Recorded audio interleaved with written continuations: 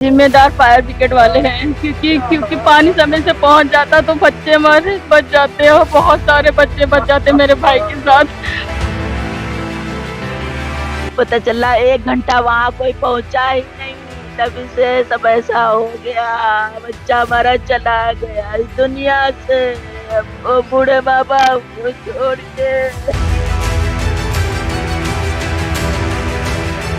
मुख्यमंत्री जी ने स्वयं भी कहा है कि पूरे मामले की जांच कराई जाएगी और जहां रिस्पांसिबिलिटी डिफिक्स करने की जरूरत होगी तो रिस्पांसिबिलिटी भी फिक्स करेंगे। योगी सरकार है और कोई भी जो दोषी पाया जाएगा वो बचेगा नहीं, चाहे कितने ही बड़े स्तर का व्यक्तित्व हो। लखनऊ के अलीगंज में हुए भीषण अग्निकांड के बाद पुलिस और प्रशासन की कार्यवाही लगातार तेज हो रही है। 15 लोगों की दर्दनाक मौत के बाद शुरू हुई जांच में एक के बाद एक कई गंभीर खामियां सामने आ रही है। पुलिस ने इस मामले में भवन मालिक समेत 4 लोगों को गिरफ्तार किया है। आरोपियों के खिलाफ न्याय संहिता की धारा 105, 110, 125 और 3 के साथ साथ अग्निशमन सेवा अधिनियम की धाराओं में मुकदमा दर्ज किया गया है। जांच जैसे जैसे आगे बढ़ रही है वैसे वैसे ये साफ होता जा रहा है कि सुरक्षा मानकों की अनदेखी इस हादसे की बड़ी वजह बन सकती है। शुरुआती जांच में सामने आया कि भवन के पास आवश्यक फायर एनओसी नहीं थी, साथ ही आग से बचाव के पर्याप्त इंतजाम भी नहीं पाए गए। अब एसआईटी इस पूरे मामले की गहराई से जांच कर रही है। अभी हम लोगों ने डिटेल घटनास्थल का निरीक्षण किया है। हमारे साथ फॉरेंसिक की टीम भी थी। अभी इम्पोर्टेंट साक्ष्य फॉलो कर रहे हैं।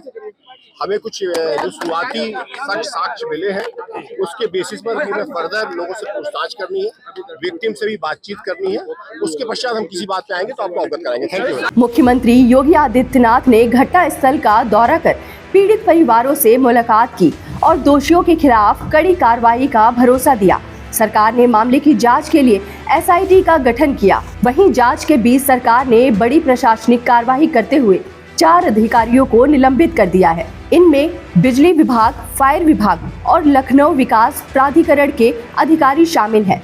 इस बीच रक्षा मंत्री राजनाथ सिंह भी घटनास्थल पर पहुंचे और पीड़ित परिवारों के प्रति संवेदना व्यक्त की।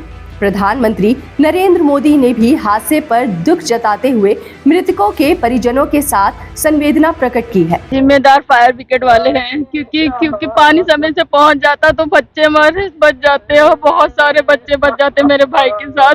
पानी बहुत लेट 40 मिनट 1 घंटे लेट पहुंचा, इसकी वजह से जिम्मेदार सारी से फायर ब्रिगेड वाले होते हैं।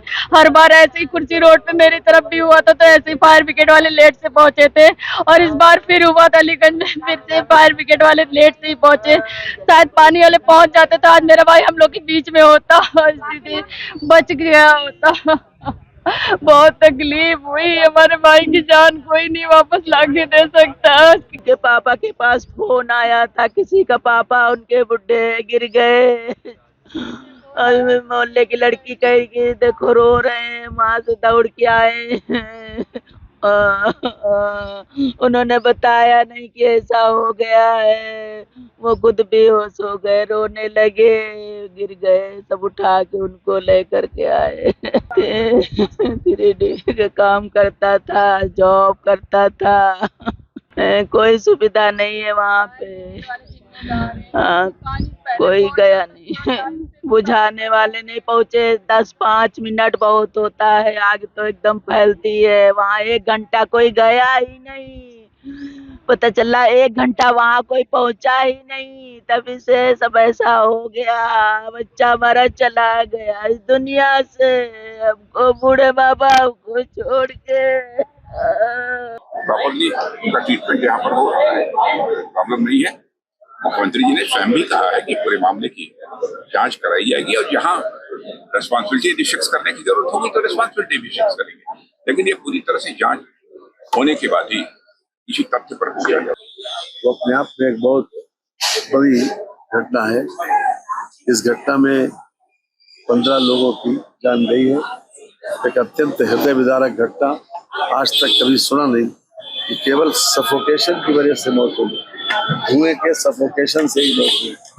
ये अपने आप में जितनी तकलीफ दे घटना है उसका वर्णन शब्दों में किया नहीं जा सकता। लेकिन एक बात का हम विश्वास आप लोगों के माध्यम से पूरे प्रदेश को, पूरे देश को दिलाना चाहेंगे कि योगी सरकार है और कोई भी जो दोषी पाया जाएगा वो बचेगा नहीं, चाहे कितने ही बड़े स्तर का व्यक्ति क्यों न, और ऐसी घटना की पुनरावृत्ति न हो, इसका भी पूरा इंतजाम होगा। वहीं विपक्ष इस मामले को लेकर सक्रिय है।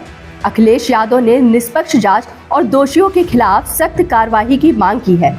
समाजवादी पार्टी का कहना है कि अगर सुरक्षा मानकों का पालन नहीं हो रहा है तो संबंधित विभागों ने समय रहते कार्रवाई क्यों नहीं की।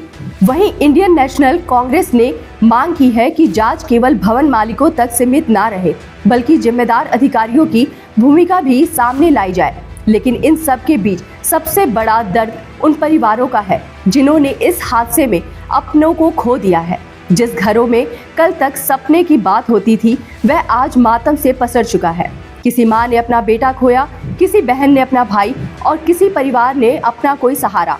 फिलहाल गिरफ्तारियां हो चुकी है, अधिकारियों पर कार्रवाई हो चुकी है और एसआईटी जांच में जुटी हुई है। जैसे जैसे जांच आगे बढ़ रही है वैसे वैसे इस हादसे से जुड़ी नई परतें खुल रही है। अब पूरे देश की नज़र इस बात पर है कि जांच में और क्या क्या सामने आता है और 15 मौतों के इस मामले में आखिर किस किस की जिम्मेदारियां तय होती है।